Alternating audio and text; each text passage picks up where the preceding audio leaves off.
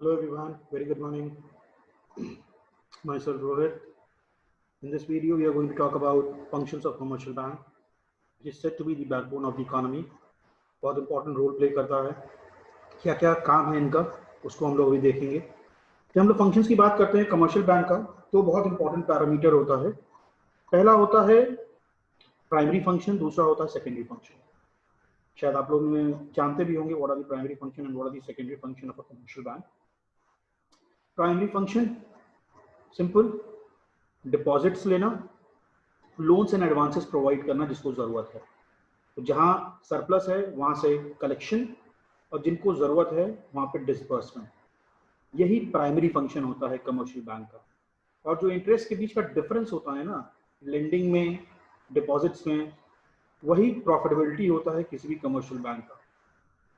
इसके अलावा कोई भी काम दूसरा जो कमर्शियल बैंक करता है, they are basically the part of secondary function. So starting the functions of commercial bank one by one. पहला काम accepting deposits. Deposits छोटे अमाउंट में हो सकते हैं, deposits large sum of amounts में हो सकते हैं. तो डिपॉजिट किसी भी फॉर्म में हो सकते हैं, लेकिन डिपॉजिट के तरीके अलग अलग हो सकते हैं. आप लोगों ने नाम सुना होगा सेविंग अकाउंट डिपॉजिट्स. बहुत ही सिंपल है, सब लोग यूज करते हैं, हम लोग भी. सेविंग अकाउंट क्या होता है? सेविंग अकाउंट इज बेसिकली आपके पास जो सरप्लस पैसा पड़ा है वो बैंक के पास आप रखवाते हो सेविंग अकाउंट के अंदर, जो कि आप पेइंग स्लिप साइन करके उसमें सारा डिटेल भर के जमा करते हो, और बैंक आपके एक पर्टिकुलर अकाउंट नंबर के तहत वो पैसा उस अकाउंट नंबर में डिपॉजिट कर देता है, और जब भी आपको ज़रूरत होती है वो पैसा आप विड्रॉ कर लेते हो. लेकिन जब हम विड्रॉल की बात करते हैं, there are certain limitations in saving account. ये नहीं है कि आप जितने बार चाहो उतने बार जाके स्लिप भर के या चेक भर के आप पैसा विड्रॉ कर लेते हो. There are certain limitations to it, जो कि आपको शायद डेबिट कार्ड होने के कारण पता नहीं चल पाता है. जैसे आप देखते हो ना, डेबिट कार्ड पे भी अब चार्जेबल हो गया है कि आप 5 ट्रांजेक्शन से ज़्यादा कर लेते हो अपने सेम एटीएम पे, तो आपको चार्जेस देना पड़ता है. कुछ इसी तरह का लिमिटेशंस हुआ करता था पुराने समय के बैंकिंग में, जब debit card was not there, जहाँ पे आप मतलब एक हफ्ते में 2 या 3 बार, मतलब मेरे हिसाब से तो एक महीने में 2-3 बार से ज़्यादा विड्रॉ भी नहीं कर पाते थे अपने सेविंग अकाउंट में जाके. हाँ, फॉर दैट पर्पस इंटरेस्ट जरूर पे करता है सेविंग अकाउंट में, जो इंटरेस्ट आज के डेट में रेंज करता है 3 to 4%. कुछ बैंक्स आजकल ऐड देते हैं कि 6% तक वो इंटरेस्ट दे रहे हैं सेविंग अकाउंट पे, नीचे एक छोटा सा स्टार मार्क लगा देते हैं, कहते हैं टर्म्स एंड कंडीशंस अप्लाई. तो वो अपना अपना एक तरीका है, ठीक है. सेविंग अकाउंट जो कि उन्होंने पहली बात की, बहुत नॉर्मल चीज. दूसरा आता है फिर अपना फिक्स डिपॉजिट, जिसको हम टाइम डिपॉजिट के नाम से भी बहुत लोग जानते हैं. फिक्स डिपॉजिट क्या है? एफडीज. एफडी में क्या होता है? एक इन्वेस्टर या एक कस्टमर अपना पैसा एक लमसम अमाउंट उठाता है और एक पर्टिकुलर टाइम पीरियड के लिए पैसा बैंक के पास रखवा देता है. 1 साल, 2 साल, 3 साल, 5 साल, ये अवधि होती है एफडीज की. तो उस समय के लिए बेसिकली आप उतना पैसा उठा के उसके पास रखवा देते हो. लिमिटेशन क्या है कि आप वो पैसा बीच में निकाल नहीं सकते हो, विड्रॉ नहीं कर सकते हो. ये इसका एक लिमिटेशन कह सकते हैं इसका. और अगर आप करते हो तो yes, there are certain charges which you need to pay to the bank. तो that is a fixed deposit. Then comes recurring deposits. Recurring deposit कुछ हद तक फिक्स्ड डिपॉजिट की तरह ही काम करता है, लेकिन अंतर क्या है? यहाँ पे पैसा आप लमसम अमाउंट में पहली बार में नहीं जमा करते हो, आप उसको ब्रेक कर देते हो. जैसे मैं बोलता हूँ कि मैं 500 रुपए हर महीने जमा करूंगा बैंक के अपने रिकरिंग डिपॉजिट अकाउंट में, 12 महीने में जमा करूंगा, तो 12×5 6,000 रुपए में जमा करूंगा. उस पर बैंक कुछ इंटरेस्ट मुझे देगी. तो that is what is known as recurring deposit account. Then comes the fourth one, जिसको हम लोग जानते हैं करंट अकाउंट के नाम से. करंट अकाउंट क्या होता है? It is not very much same as a deposit. यहाँ पे क्या होता है करंट अकाउंट में? पहली बात तो करंट अकाउंट में आपको कोई इंटरेस्ट नहीं मिलता, जो कि बाकी तीनों डिपॉजिट अकाउंट में आपको इंटरेस्ट मिल रहा था. सेविंग हो, चाहे एफडी हो, चाहे रिकरिंग हो. अब एफडी का जो इंटरेस्ट होता है वो सबसे हाईएस्ट होता है फिक्स डिपॉजिट का. क्यों? क्योंकि टाइम इंटरवल लॉकिंग होता है उसके अंदर. तो इसलिए सबसे ज्यादा इंटरेस्ट जो बैंक प्रोवाइड करती है वो एफडी के ऊपर ही प्रोवाइड करती है. करंट अकाउंट में किसी तरह का कोई इंटरेस्ट नहीं मिलता, और अगर देती भी है तो बहुत नॉमिनल देती है. करंट अकाउंट होता किन के लिए है? It is basically for the business class people, जिनका बहुत सारा नंबर ऑफ ट्रांजेक्शन्स होता है बिजनेस साइकिल के अंदर. जहाँ पे कोई लिमिटेशन नहीं है, वहाँ पे वो लोग करंट अकाउंट बेसिकली ओपन करते हैं, जहाँ से वो फ्रीली डिपॉजिट और विड्रॉल जितने मर्जी चाहे उतने बार वो अपने अकाउंट से कर सकते हैं। अब इसी में क्या होता है, इसी में एक फैसिलिटी दी जाती है करंट अकाउंट में, जिसको हम कहते हैं ओवरड्राफ्ट फैसिलिटी, जिसके बारे में हम लोग एडवांसिंग लोन्स में भी बात करेंगे अभी। तो ओवरड्राफ्ट क्या है, जितना आपका लिमिट है आप उससे ज़्यादा भी पैसा, मतलब अगर आपके अकाउंट में पैसा नहीं भी है तो आपको बैंक एक लिमिट, तय लिमिट कर देती है कि इतने के ऊपर इतना आप और निकाल सकते हो। So that is a limit, that is an overdraft facility. हाँ, उसके लिए बैंक आपसे चार्ज करती है, वो आपसे बेसिकली कुछ ना कुछ नॉमिनल फीस चार्ज करती है। So these are different types of deposits through which money is accepted by the banks: saving account, recurring account, FD account, and current account. Then comes second important thing, advancing loans. ये अभी हम लोग primary functions की बात कर रहे हैं basically. Advancing loans, तो पहला सिंपल चीज जो होता है एडवांसिंग लोन्स का, वो होता है कि आप नॉर्मल किसी एक्टिविटी के लिए देते हो, जो कि अवधि के तौर पे थोड़ा लंबा होता है। Normal advances and loans in terms of हम बात करें तो होम लोन्स, अगर बात करें तो गाड़ी का लोन, बाइक का लोन, आजकल तो मैरिज लोन आ गया है, हनीमून लोन आ गया है। You can find an number of advances and loans जो कि आज के डेट में प्रोवाइड किया जा रहा है। That is a simple thing. तो एडवांसिंग लोन ज़्यादातर लंबे अवधि के लिए दिया जाता है। Tenure it can B from 5 years to 10 years to 15-20 years of time. यहाँ पे डिपॉजिट, आजकल तो होम लोन्स आप देख ही रहे हो कि it is going for 30 years also.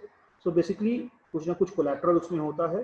तो collateral, that is collateral means security, कोई ना कोई असेट आप उसको सिक्योरिटी के तौर पे उनके पास गिरवी के तौर पे आप रखवाते हो और आप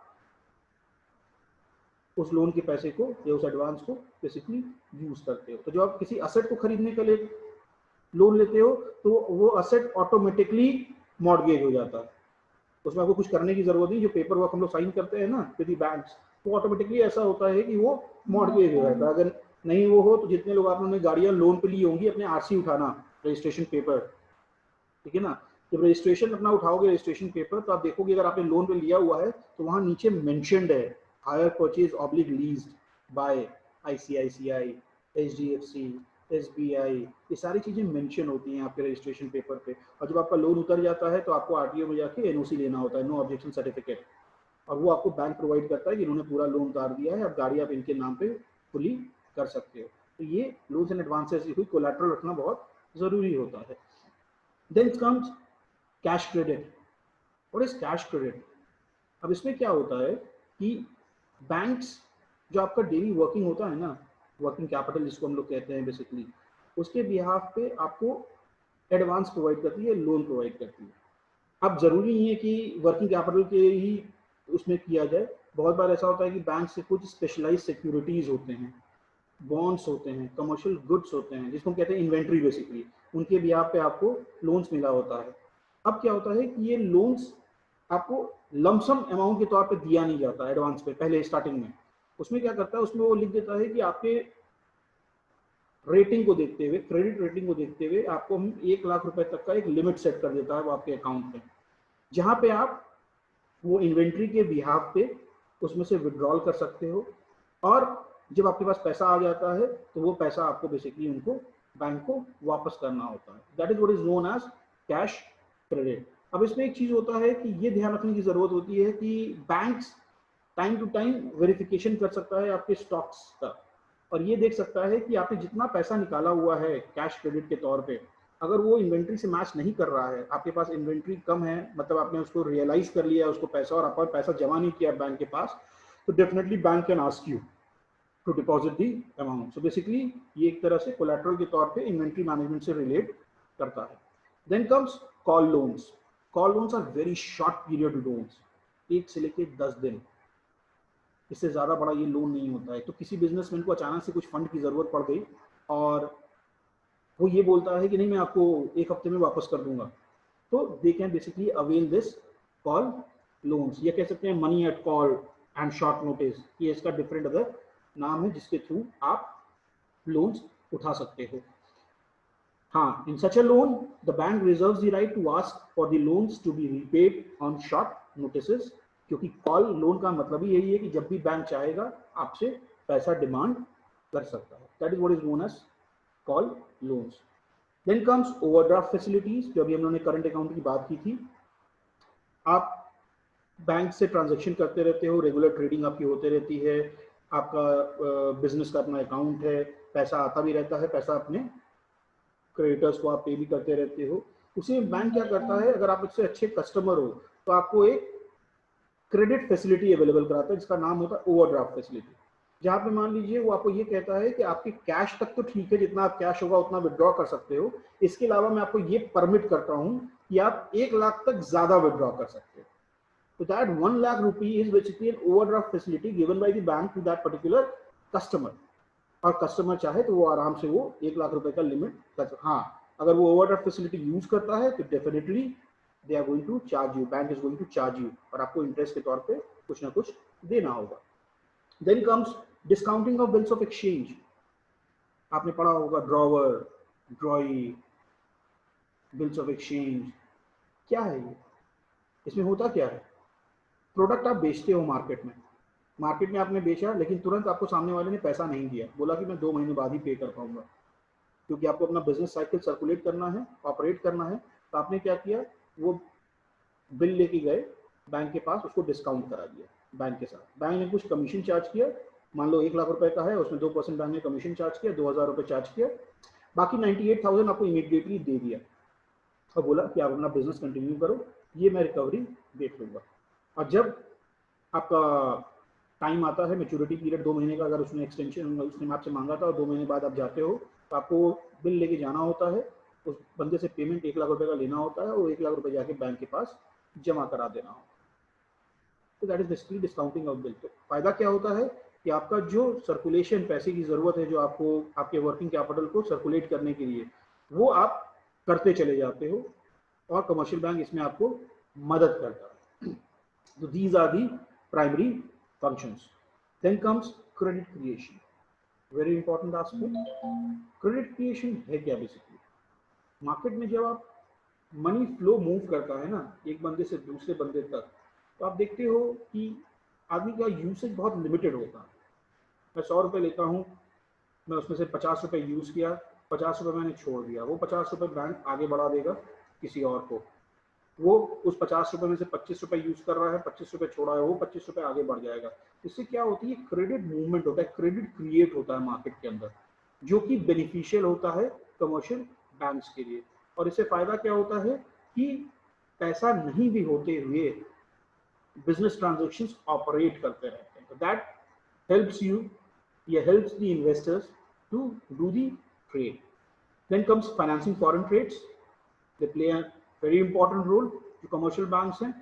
फॉरेन ट्रेड्स में क्या होता है कि you are dealing with outside India customers. It can be in terms of import, it can even be in terms of export. जब एक्सपोर्ट की बात आएगी तो पैसा आना है, और जब इम्पोर्ट की बात आएगी तो बेसिकली आपको सामान प्रोवाइड करना है, यही नहीं।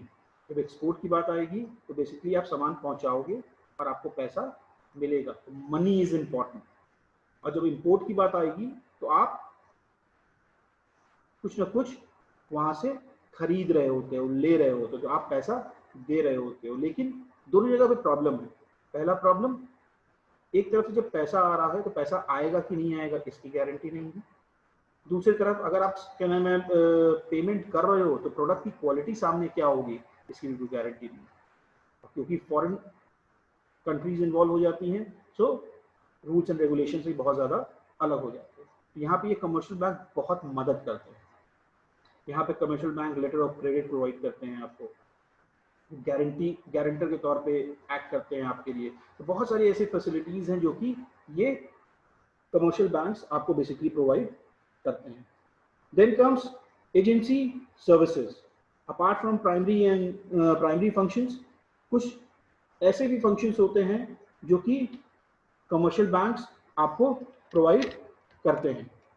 जैसे हम बात करें to make payments on behalf of customers. आजकल आप देखते हो ना utility bills such as insurance premium, rents, installments, ये सब क्या है? ये सब एक साइक्लिकल है, जो कि हर एक पर्टिकुलर डेट पे हिट करते हैं और आपको पैसा जाके जमा करना होता है।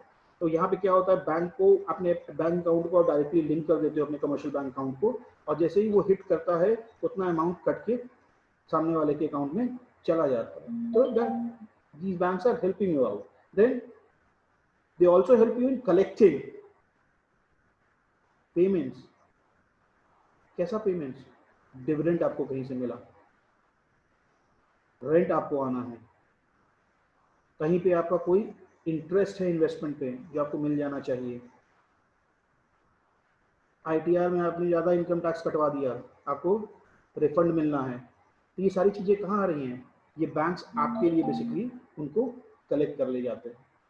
Then comes purchase and sale of securities, purchase and sale of government bonds, debentures, even they help you in shares also. तो इस तरह की अदर फंक्शंस है, एजेंसी फंक्शंस हैं जो कि कमर्शियल बैंक प्रोवाइड करता है। Then comes transfer of funds. अब ट्रांसफर ऑफ फंड्स में बहुत सारी चीज़ें आती हैं। ट्रांसफर ऑफ फंड्स जो हम लोग ट्रेडिशनली देते थे, डिमांड ड्राफ्ट, डीडी के थ्रू, बैंक ड्राफ्ट के थ्रू, जहाँ पे आप जाके बैंक के पास पैसा जमा कराते थे, बैंक आपको एक डिमांड ड्राफ्ट बना के देता था और थर्ड पार्टी को आप सेंड कर देते थे। उसमें क्या फायदा होता था? सिक्योरिटी रहती थी। जिस पार्टी को आप सेंड कर रहे हो उसको पता है कि बैंक के पास पैसा है तो पैसा मिलेगा जरूर। चेक में क्या प्रॉब्लम होता है कि चेक में ये पता नहीं रहता कि सामने वाले के अकाउंट में पैसा है कि नहीं है, लेकिन डिमांड ड्राफ्ट में ये गारंटी रहती है कि सामने वाले के पास पैसा है, क्योंकि सामने वाला एज अ बैंक होता है। तो वहाँ पे डिफॉल्ट के चांसेस कम हो जाते हैं, इसीलिए पहले के जमाने में डिमांड ड्राफ्ट, बैंक ड्राफ्ट बहुत चलता था। Then comes CBS, core banking solution, 2001-2002 onwards.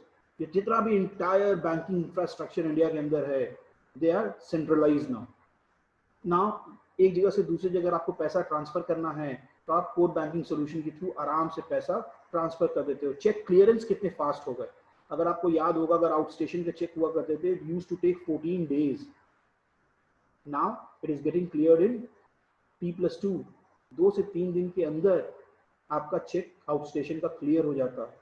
So that is plus point with core banking solutions. Then comes RTGS, real time gross settlement, RBI के अंतर्गत आता है ये, जहां पे आप एक बैंक से दूसरे बैंक रियल टाइम सेटलमेंट करते हो। मुश्किल से 1 घंटे 2 घंटे में आपका पैसा एक अकाउंट से दूसरे अकाउंट में चला जाता है।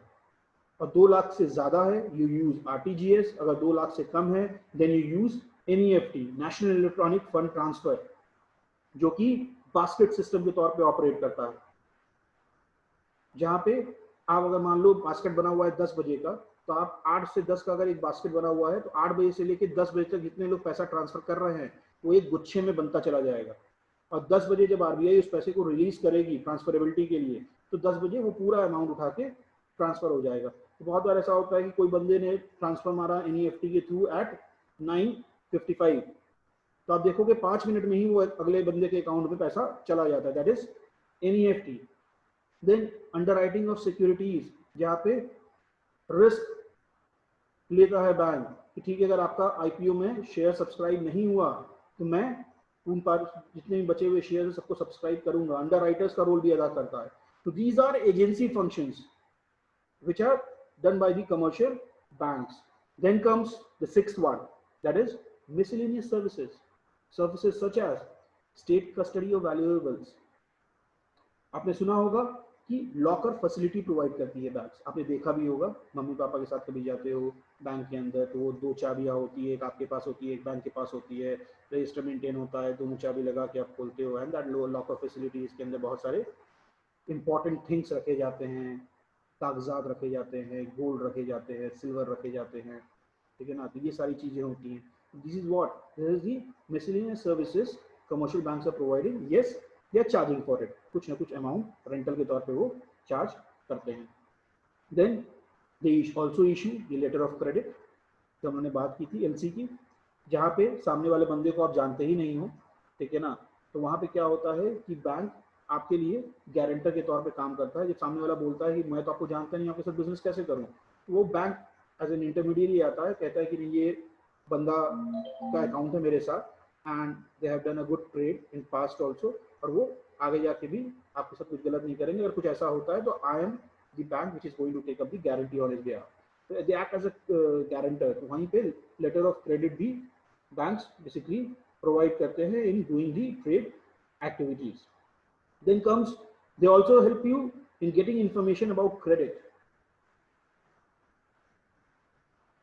Commercial banks बहुत सारे इंफॉर्मेशन अपने कस्टमर्स के बारे में रखते हैं, क्योंकि जब वो ट्रेड करते हैं तो पता रहता है ना कितना ओवरड्राफ्ट फैसिलिटी यूज कर रहा है, टाइमली पेमेंट कर रहा है कि नहीं कर रहा है, कितने बार उसके चेक बाउंस हो रहे हैं, ये सारी डिटेल्स कस्टमर बैंक्स के पास अवेलेबल होता है। तो उस तरह की इंफॉर्मेशन भी वो बेसिकली अपने क्लाइंट्स को दे सकता है। तो they help you in giving the information about the credit. Then comes providing provisions of foreign exchange, जो उन्होंने बात की थी कि आगे आने वाले समय में, ये अभी भी हम लोग देख रहे हैं कि जो फॉरेन एक्सचेंज का ट्रांजेक्शन होता है वो भी कमर्शियल बैंक का बहुत smoothly they are doing it. They are providing you with the automated teller machine now, ATM जिसको हम लोग कहते हैं, जिसको कहते हैं एनी टाइम मनी ऑल्सो, जो सेकेंड वो कहा जाता है। तो ये सब क्या है basically? They are the miscellaneous services. Debit card, credit card, plastic money जिसको हम लोग कहते हैं। डेबिट कार्ड का क्या मतलब है? डेबिट कार्ड प्लास्टिक मनी जिसमें सारा इंफॉर्मेशन आपका दिया रहता है आपके अकाउंट से रिलेटेड, बस उसमें क्या लिमिटेशन है कि आप जो ट्रांजैक्शन है वो जितना पैसा आपके पास रहेगा उससे ज़्यादा आप नहीं यूज़ कर सकते हो। क्रेडिट कार्ड में क्या है, आपके अकाउंट में पैसा नहीं भी है तब भी आप क्रेडिट कार्ड स्वैप करके ट्रांजेक्शन्स कर सकते हो, और उसके ऊपर कोई चार्जेस नहीं रहता है for a certain duration of 15 days, 20 days और 25 days depending upon which type of credit card you are using. Then there is one thing known as tele banking, यहाँ पे आप अपने अकाउंट के बारे में सारा इंफॉर्मेशन फोन के ऊपर ले सकते हो। ये सब मिसलेनियस सर्विसेज है जो कि कमर्शियल बैंक्स प्रोवाइड कर रहे हैं। तो आप देख सकते हो from accepting deposit to advancing loans which is the primary function, there are many secondary functions, credit creation, financing foreign trades, locker facilities, transferability of funds, making payments on behalf of the customers, taking payments or collecting payments on behalf of the customers, purchase and sale of securities, locker facility available karana, to issue letter of credit, debit card, credit card, collection publication of electronic statistics, financial advices we provide करती हैं ये commercial banks. There are n number of things which commercial banks are doing, and they are doing good, because ये भी बोला गया है 2007-2008 हम लोगों ने सुना हुआ है कि Indian banking system is very strong, ये माना गया था, and yes it is strong. अगर हम ब्यूरोक्रेसी को थोड़ा सा हटा दें अपने फंक्शनैलिटी में से, कमर्शियल बैंक से हटा दें अगर ब्यूरोक्रेसी को, तो yes all the commercial banks can do wonders in terms of India. उसका बहुत बड़ा रीज़न आप भी जानते हो, population, and still we are developing economy. So hoping कि चीज़ें अच्छी होंगी आगे भी, और कमर्शियल बैंक ऐसे ही काम करते रहेंगे। Thank you for watching this video. Bye for now.